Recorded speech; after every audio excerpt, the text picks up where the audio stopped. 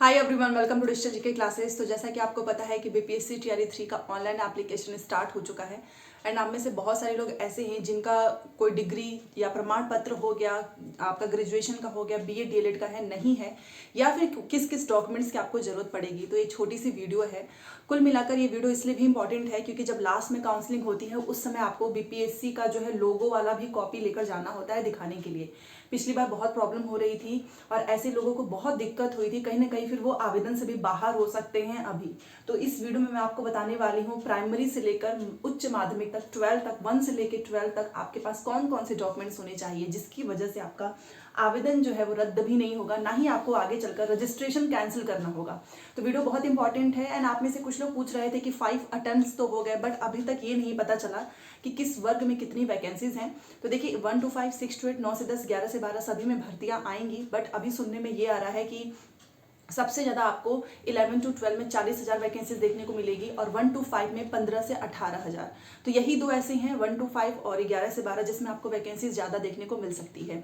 और अगर आप इसके लिए कोई किताब ढूंढ रहे हैं तो आप प्रभात पब्लिकेशन की किताब ले सकते हो। IS रणजीत सिंह द्वारा लिखित है। इनकी 1 to 5 से लेकर क्लास 12 तक की सारी किताबें आपको अलग अलग, इनका study guide, practice work book subject wise मिल सकता है।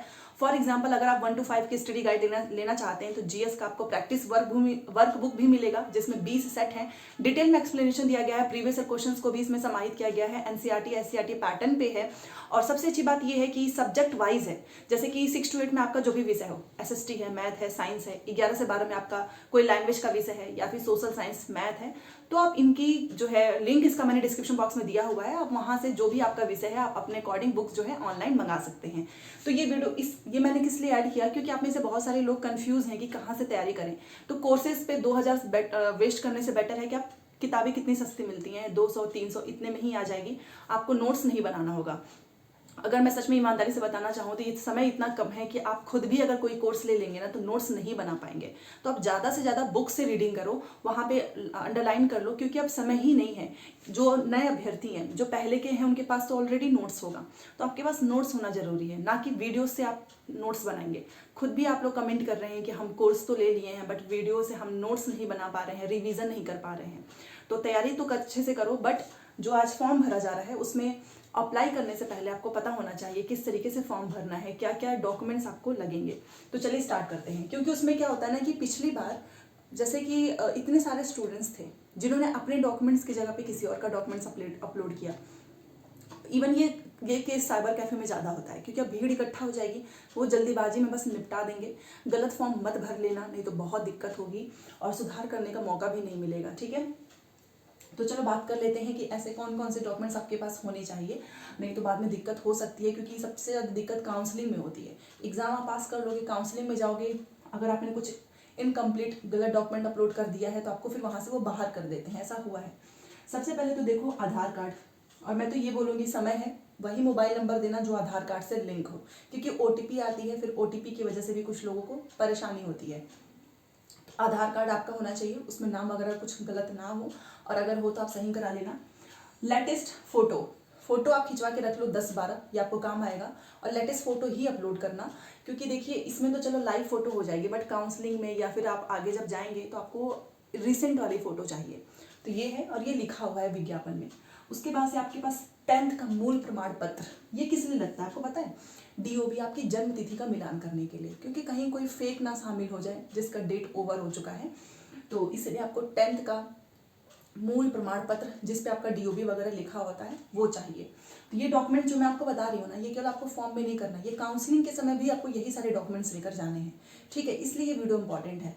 उसके बाद से जो कैटेगरी से हैं, मान लो कोई बीसी है, कोई ईबीसी में है, तो उनको नॉन क्रीमिलेयर जो है बनवाना है अंचल से, तो उनका प्रमाण पत्र लगेगा, ये ध्यान रखिएगा।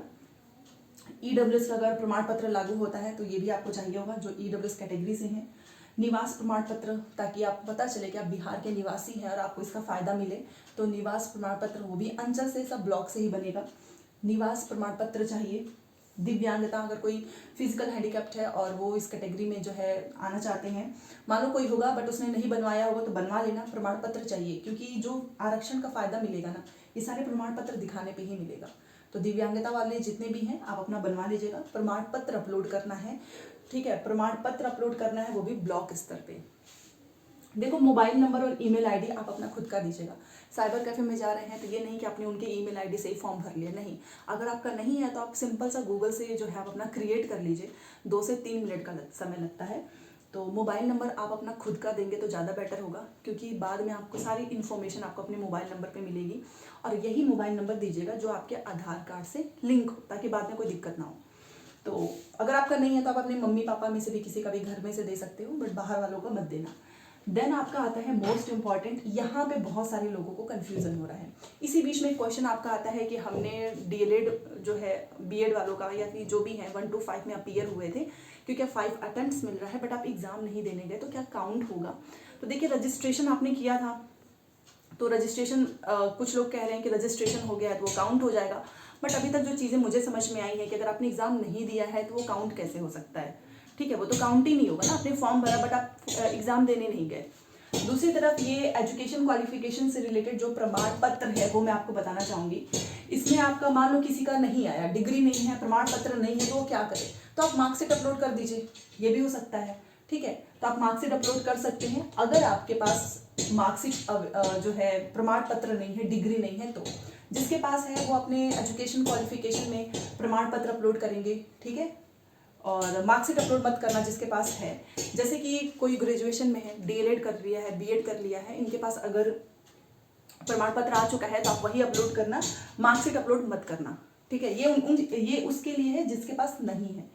देन आपका आता है बीएड कंप्लीट होना चाहिए, डीएलएड कंप्लीट होना चाहिए, सीटेट पास होना चाहिए, और अभी तक सीटेट का रिजल्ट नहीं आया है, आ जाएगा। बट सबसे ज़्यादा बुरा एस्टेट वालों के लिए लग रहा है, इनका फॉर्म पहले भराया गया, इनकी इसमें क्या गलती है? एग्जाम तो आपने लिया नहीं, एग्जाम लेना चाहिए, इनको मौका भी देना चाहिए, क्योंकि इतनी जल्दीबाजी में आप पेपर ले रहे हो, फॉर्म आपने भरवा लिया है, बट एस्टेट को मौका नहीं दे रहे हैं। तो ये है बीएड, डीएलएड, सीटेट, एस्टेट। तो जितने भी बीएड वाले हैं, डीएलएड वाले हैं, सब आप अप्लाई कर सकते हो। 1 to 5 में केवल डीएलएड जा सकते हैं, 6 to 8 में दोनों जा सकते हैं, बीएड डीएलएड। सीटेट का पेपर 1 पेपर 2 जो भी आपका पास है उसका प्रमाण पत्र आपको अपलोड करना है, एस्टेट का भी प्रमाण पत्र। इसमें आपको कन्फ्यूजन हो रहा था, तो अगर आपके पास ना हो तो आप प्रोविजनल लगा सकते हैं, बाद में आपको दिखाना होगा काउंसलिंग में वही जो आपने अपलोड किया है। मान लो आपने मार्कशीट अपलोड किया है तो आपको मार्कशीट दिखानी होगी। ठीक है, तो ये सारे प्रमाण पत्र हैं, और फोटो आपको पता ही है लाइव लिया जाता है, तो घर से अगर आपके पास लैपटॉप वगैरह है तो आप घर से भर सकते हैं। मोबाइल से नहीं हो सकता है तो आप साइबर कैफे चले जाना, आराम से फॉर्म भरवाना। सबमिट करने से पहले 2 से 3 बार रीचेक करना कि कहीं, क्योंकि पिछली बार क्या हुआ था, बीएड की जगह पे सीटेट अपलोड हो गया पीडीएफ, सीटेट की जगह पे कोई और 100 केवी में कन्वर्ट करना है पीडीएफ को, इस बात का ध्यान रखना, नहीं तो वो ब्लर हो जाएगा। तो ये हो गया, लाइव फोटो लिया जाएगा वेबकैम से, और ये सारी चीज़ें आपके पास होनी चाहिए। अब मुझे नहीं पता कि आप किस चीज़ के लिए इसमें कौन सा आवेदन करेंगे, इसलिए मैंने आपको ओवरऑल बता दिया है कि इतने सारे डॉक्यूमेंट्स आपके पास होना चाहिए। विवाहित महिलाएं जितनी भी हैं वो अपने फादर के ही नाम से एड्रेस से अपना आरक्षण जो भी निवास बनवाना है वहीं से मेंशन करेंगी, हस्बैंड के नाम से नहीं चलेगा। बाकी जो बिहार से बाहर की हैं उनके पास बस क्या होना चाहिए, क्वालिफिकेशन वाली चीज़ें, क्वालिफिकेशन वाला आपका प्रमाण पत्र, ये सारी चीज़ें आपको नहीं बनवानी है। जैसे कि किसी कैटेगरी से हैं आप, वो भी आपको नहीं चाहिए, ना ही आपको निवास प्रमाण पत्र देना है। तो ये आरक्षण का फायदा उन्हीं को मिलेगा जो बिहार के निवासी हैं, उसके बाहर से जितने भी लोग हैं वो केवल अपना क्वालिफिकेशन वाले ही प्रमाण पत्र अपलोड करेंगे। और रही बात सीटेट का, तो सीटेट का देखो रिजल्ट तो आ जाएगा ना, तो आपके पास जो होगा फॉर्म जब आपका स्टार्ट होगा भरना, क्योंकि अभी आप फॉर्म नहीं भर सकते हो, तो आपके जो रिजल्ट आ जाएंगे ना आप वही वाला अपलोड करेंगे, क्योंकि आपके पास तो प्रमाण पत्र नहीं है। तो इस केस में आप कर सकते हो, आप रिजल्ट भी अपलोड कर सकते हैं। बाकी जिसका आ चुका है उनके पास तो प्रमाण पत्र है ही, उन्हें तो कोई टेंशन ही नहीं है। तो ये छोटी सी वीडियो है, और रही बात वैकेंसीज की डिटेल्स तो बहुत जल्द आ जाएंगी, उसका भी विज्ञापन आउट हो जाएगा। बट मैं बार बार बोलना चाहूँगी कि कहीं ना कहीं एस्टेट वालों के साथ बहुत गलत हो रहा है। उनका सोचिए फॉर्म भरा हुआ है, उसके बावजूद भी वो अप्लाई एग्ज़ाम नहीं दे पाएंगे एस्टेट अपीयरिंग, क्योंकि 9 से 10, 11 से 12 में एस्टेट चाहिए। समझ में नहीं आ रहा है कि वैकेंसीज में इतनी जल्दीबाजी, क्योंकि एग्ज़ाम लेने का समय नहीं है एस्टेट वालों का। तो चलिए, ये मैंने आपको अपनी साइड से सारी चीज़ें बताने की कोशिश की है, और 10th का ही भरिएगा। 10th एक चीज़ मैं पहले बता देती हूँ, 10th की मार्कशीट सामने रख लो, उसमें जो आपका नाम है, आपका father name, mother name, please आप 10th के मार्कशीट से ही देख कर डिक्टो भरना, क्योंकि उसके अलावा अगर आपने कहीं आपकी 12th में मान लीजिए गलती है, ग्रेजुएशन में वहाँ से आपने भर दिया ना, तो बाद में दिक्कत होगी। ठीक है, तो चलिए, ये छोटी सी वीडियो थी। वीडियो पसंद आए तो लाइक शेयर सब्सक्राइब कर दीजिएगा। मिलते हैं नेक्स्ट क्लास में। Thanks for watching.